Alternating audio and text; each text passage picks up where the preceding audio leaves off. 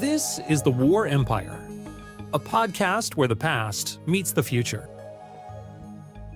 Hey everyone, hope you're doing well today. Welcome to The War Empire. We're about to dive into some of the most dramatic, jaw-dropping moments of ancient history. Specifically, the battles that changed everything. And today, we're kicking things off with one of the most iconic, the Battle of Marathon. You've probably heard of it, right? Well, it's not just a legendary moment for Greece. It's a fight that literally saved the future of Western civilization as we know it. No exaggeration. We're about to travel back over 2,500 years to 490 BCE, when a little city-state called Athens stood its ground against one of the greatest empires the world had ever seen, the Persian Empire. It's 490 BCE, and Persia is the ultimate superpower of the ancient world. We're talking about an empire so big it stretched from Egypt in the west to India in the east. Led by King Darius I, they controlled vast lands and tons of different peoples. Meanwhile, Greece was a bunch of independent city-states called polis. Places like Athens, Sparta, and Thebes, each with its own government and army, and they didn't always get along with each other.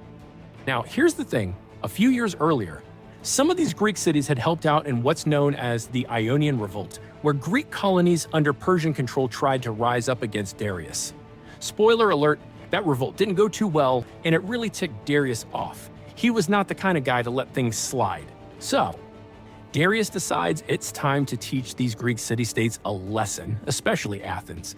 Not only did he want to punish them, but he also had his eye on adding Greece to his already enormous empire. Let's fast forward back to 490 BCE. Darius sends two of his top generals, Datis and Artaphernes, with a massive fleet. First stop, the Greek city of Eretria, which they destroy, completely wiped out, burned to the ground, and its people enslaved. Message sent, right? Next on the list, Athens. The Persian forces land at a place called Marathon, about 26 miles from Athens, which is perfect for them. It's a big flat plain where their cavalry can really shine, but the Athenians aren't just going to roll over. They've got about 10,000 hoplites, plus an extra 1,000 soldiers from their allies in the tiny city of Plataea. And the Persians, their army is way bigger. Ancient sources, however, like to exaggerate. Herodotus, for instance, claims they had 600,000, which is a little over the top, right? But still, the Athenians are seriously outnumbered, and yet they've got something up their sleeve. Now, here's where things get tense. Both sides are camped out on the plains of Marathon for 5 whole days, just staring each other down. Neither one wants to make the first move. The Athenians are worried about the Persian cavalry, and the Persians are probably thinking their cavalry will break the Greeks sooner or later. But then, something unexpected happens. The Greek side gets word that the Persian cavalry, that same cavalry that had them freaked out, has suddenly left the battlefield. Historians think the cavalry might have been withdrawn for a naval attack on Athens, but whatever the reason, the Greeks realize this is their chance. No cavalry means the Persians are a lot more vulnerable, and Miltiades, the Athenian general, is all over it. Miltiades persuades the Athenians to go on the offensive, and they get ready for a full-on charge. Here's the genius part. Miltiades weakens the center of his army and reinforces the wings. Now, you might think, why would you leave your center exposed? But this guy knew what he was doing. He predicted that the Persians, with their bigger numbers, would focus on smashing through the middle. Meanwhile, his stronger wings would swing around and trap them in a deadly pincer movement. Risky? Absolutely. But sometimes you've got to roll the dice. Then, the moment comes. Early in the morning, the Greek hoplites charge. Imagine the scene, a wall of heavily armored soldiers running across the plain, shields locked, spears ready. The Persians, expecting their enemies to break or scatter under arrow fire, are caught off guard by the Greeks' discipline and unity. And then they clash. As expected, the Greek center starts to bend under pressure from the Persians, but Miltiades' plan is working. The stronger Greek flanks overpower the Persian sides, and before long, the Athenians start to envelop the Persians in a classic pincer move. The Persians are caught, and panic spreads. Their lightly armored troops can't hold up against the heavily armed Greek hoplites. Soon, they're in full retreat, racing back to their ships with the Greeks hot on their heels.